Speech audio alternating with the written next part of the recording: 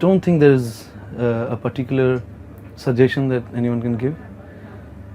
कुछ मतलब there is no hard and fast rule कि ऐसा ही करना है, ऐसा करने से ऐसा होगा, वैसा करने से वैसा होगा, ऐसा रूल नहीं होता है. जितना मैंने सीखा है उस हिसाब से I have always understand from my guru कि as a singer गला important नहीं है. गला is basically your machine. You have that system inside you. और उसके बारे में नहीं सोचना है, उसको वार्म अप करना है. जैसे हम लोग like an example I like to give, मेरे गुरुजी हमेशा बोलते थे कि आपको मैराथन करना है, आपको रेस करना है, तो आपको पहले तो आपका बॉडी का वार्म अप चाहिए so that you can run. So पैर के साथ साथ बॉडी का हर muscles, you basically you have to be active and you have to practice.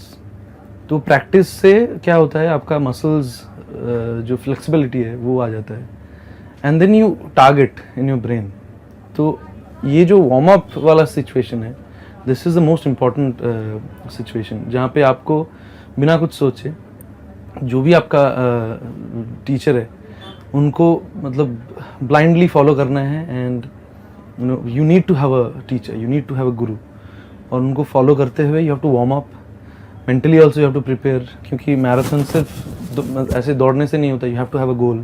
कहाँ पे मुझे कैसे सांस लेना है, कहाँ पे मुझे हर्डल्स क्रॉस करना है. So it's अगर इसको exactly सिंगिंग में हम लोग ट्रांसफर करते हैं, it's basically that you have to prepare your throat, your गला like that कि आप जब भी गाने का कोशिश करते हो you don't have to think about your, you don't have to think about anything else.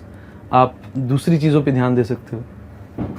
But at the same time मुझे जैसे प्रॉब्लम होता था, पहले मेरा गला टूट जाता था. बहुत बार ऐसा होता था कि रिकॉर्डिंग के पहले गला टूट गया, स्टेज के पहले टेंशन में गला बैठ जाता था.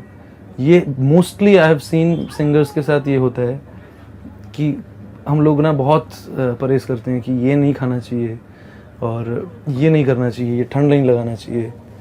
अल्टीमेटली कुछ नहीं होता है. अल्टीमेटली तो आपका गला है, अपने आप ठीक होगा. आई थिंक बहुत नेचुरल प्रोसेस है ये. गले को अपने हिसाब से रेस्ट देना चाहिए.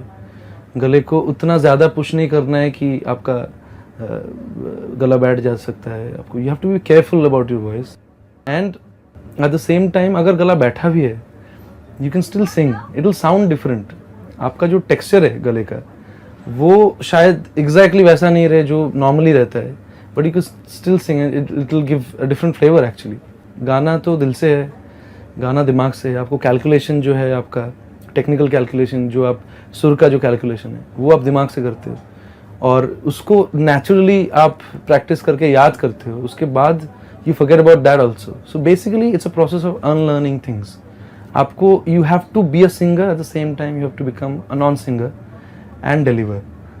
ये जब मैंने सुना था गुरुजी से, it changed everything inside of me. It change the game completely. तो जितने सारे रिकॉर्डिंग्स मैंने किया है आज तक, मेरा गला हमेशा एक जगह पे नहीं रहा है. And I have been really struggling कि एक दिन रिकॉर्डिंग का डेट आ गया और उसी टाइम पे गला बैठ गया और मुझे अभी समझ में नहीं आ रहा है कि मैं क्या बोलूँ म्यूजिक डायरेक्टर्स को. But I have only remembered that suggestion that my Guruji has given me कि don't worry about it, go there. जो भी गले का हालत है उस हिसाब से गाओ.